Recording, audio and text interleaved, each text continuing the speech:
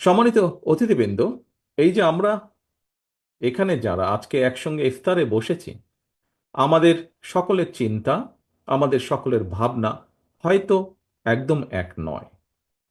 আমাদের মধ্যে ভিন্ন রাজনৈতিক চিন্তা রয়েছে, ভিন্ন দল, মত, দর্শন রয়েছে। তবে মতভিন্নতা থাকা সত্ত্বেও আমরা কিন্তু সবাই একসঙ্গে বসেছি, একসঙ্গে ইফতার করবেন আপনারা সকলে। একে অপরের সঙ্গে এরই ভিতরে আমরা সৌজন্য বিনিময় করেছি।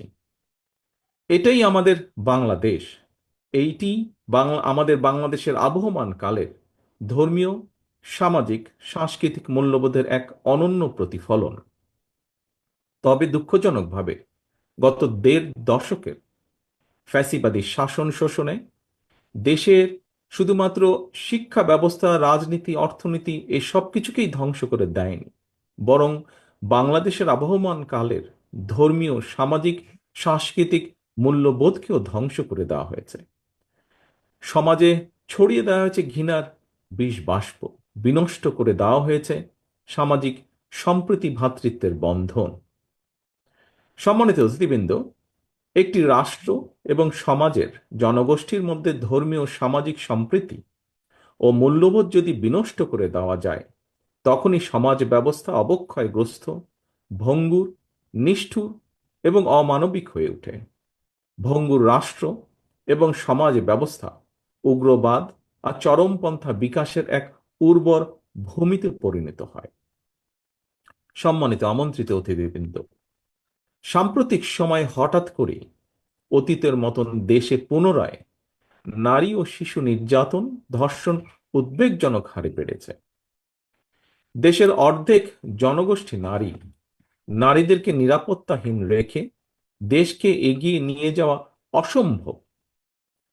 সরকার, প্রশাসন এবং আইনশৃঙ্খলা বাহিনী নতুন রাজনৈতিক বন্দোবস্ত তৈরি কিংবা অন্য কোনো কাজে হয়তো বেশি মনোযোগী থাকার কারণে আমাদের মা, বোন, কন্যাদের নিরাপত্তা সংকটে পড়েছে কিনা, এই বিষয়টি গভীরভাবে ভাবার প্রয়োজন রয়েছে।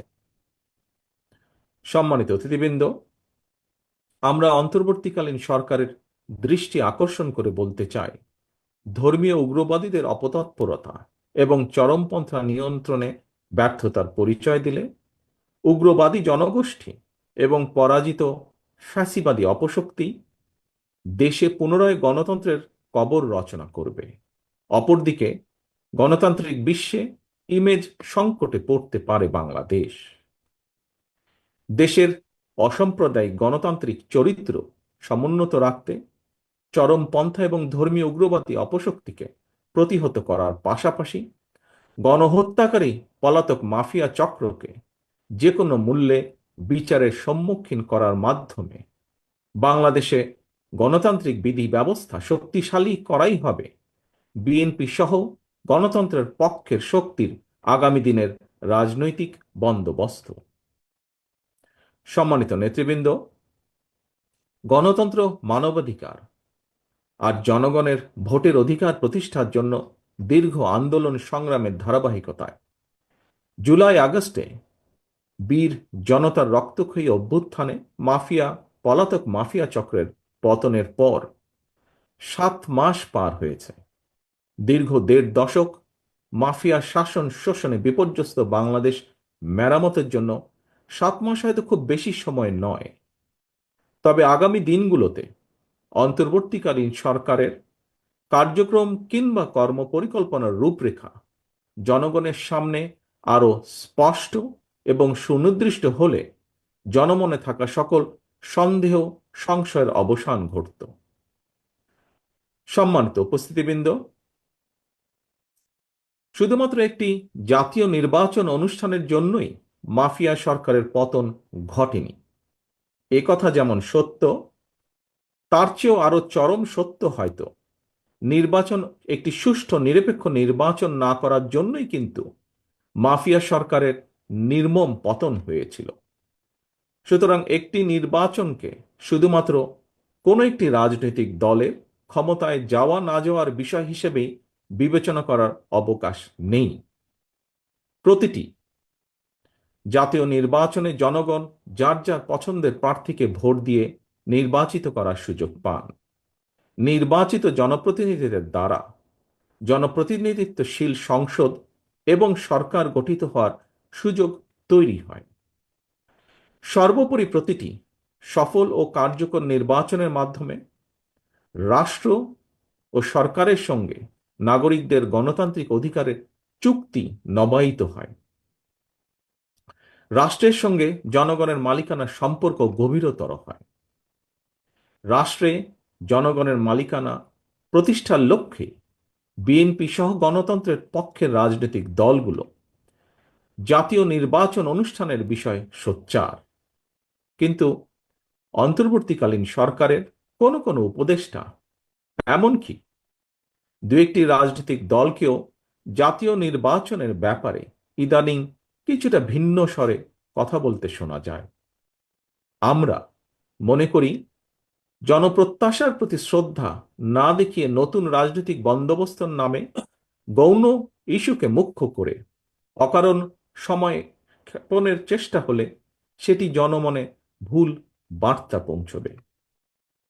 অন্তর্বর্তীকালীন সরকারের নিরপেক্ষতা এবং সরকারের কার্যক্রমের প্রতি জনগণের আস্থার সংকট সৃষ্টি হলে গণতন্ত্র প্রতিষ্ঠাকরণের যাত্রাপথ বিপদসংকুল হয়ে উঠতে বাধ্য।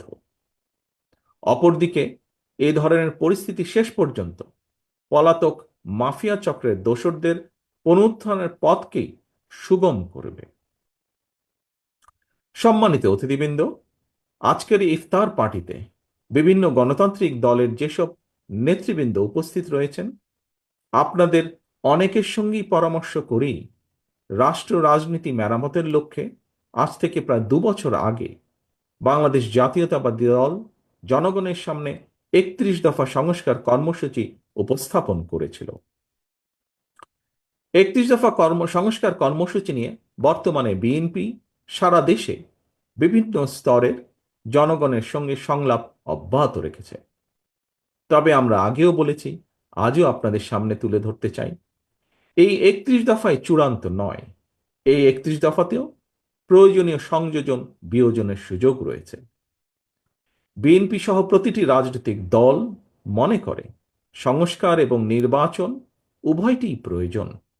সুতরাং সংস্কার এবং নির্বাচনকে মুখোমুখি দাঁড় করানোর কোনোই প্রয়োজন নেই। রাষ্ট্রের রাজনৈতিক নীতি ব্যবস্থাকে শক্তিশালী এবং কার্যকর করার উপায় শুধুমাত্র কেতাবি সংস্কারের উপরে নির্ভর করে না।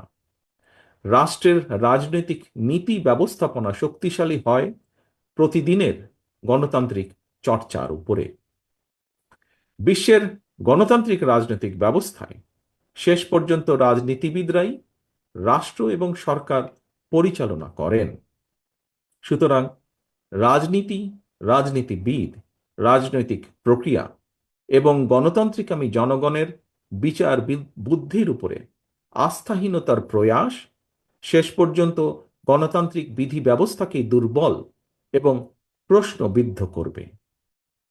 সম্মানিত অতিথিবৃন্দ, একটি রাষ্ট্রের একটি সরকারের মেয়াদ নির্দিষ্ট, কিন্তু দেশের রাজনৈতিক নীতি কিংবা রাজনৈতিক ব্যবস্থাপনা দীর্ঘস্থায়ী, দীর্ঘমেয়াদী।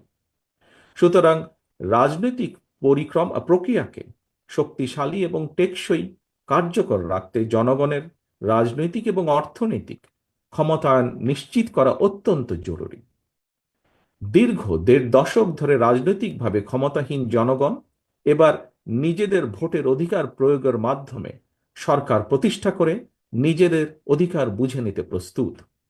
সুতরাং জননিরাপত্তা নিশ্চিত এবং জনদুর্ভোগ কমানোর সকল পদক্ষেপ গ্রহণের পাশাপাশি জনগণের ভোটে জনগণের কাছে দায়বদ্ধ একটি গণতান্ত্রিক সরকার প্রতিষ্ঠার লক্ষ্যে অন্তর্বর্তীকালীন সরকার নির্বাচনী ব্যবস্থার সংস্কারকেই সর্বোচ্চ অগ্রাধিকার দেবে। এটি গণতান্ত্রিকামী জনগণের প্রত্যাশা। সম্মানিত অতিথিবৃন্দ, ইফতারের সময় অত্যন্ত নিকটে। আমি বক্তব্য আর দীর্ঘায়িত করতে চাই না। বর্তমান এবং ভবিষ্যতের প্রজন্মদের জন্য একটি বৈষম্যহীন, নিরাপদ, গণতান্ত্রিক মানবিক বাংলাদেশ প্রতিষ্ঠার জন্য একটি নির্বাচিত জাতীয় সরকারের মাধ্যমে বিএনপি রাষ্ট্র ও রাজনীতি মেরামতের কাজগুলো সফলভাবে সম্পন্ন করার লক্ষ্য নির্ধারণ করেছে। সেই লক্ষ্য পূরণে আসন্ন জাতীয় নির্বাচনে বিএনপি জনগণের রায় রাষ্ট্র পরিচালনার দায়িত্ব পেলে গণতন্ত্রের পক্ষের রাজনৈতিক দলের প্রতিনিধি এবং নির্বাচিত জনপ্রতিনিধিদের সমন্বয় জাতীয় সরকার গঠন করবে, যা অতীতেও আমরা জাতির সামনে কমিট করেছি। গণতান্ত্রিক রাজনৈতিক দলগুলোর সর্বস্তরের নেতাকর্মী সমর্থকদের প্রতি আহ্বান, গণতান্ত্রিক জনগণের প্রতি আহ্বান, বীর জনতার গণ অভ্যুত্থানে হাজারো শহীদের রক্তে রঞ্জিত রাজপথে গড়ে ওঠা জাতীয় ঐক্য বিরোধী ষড়যন্ত্র অব্যাহত রয়েছে এখনো।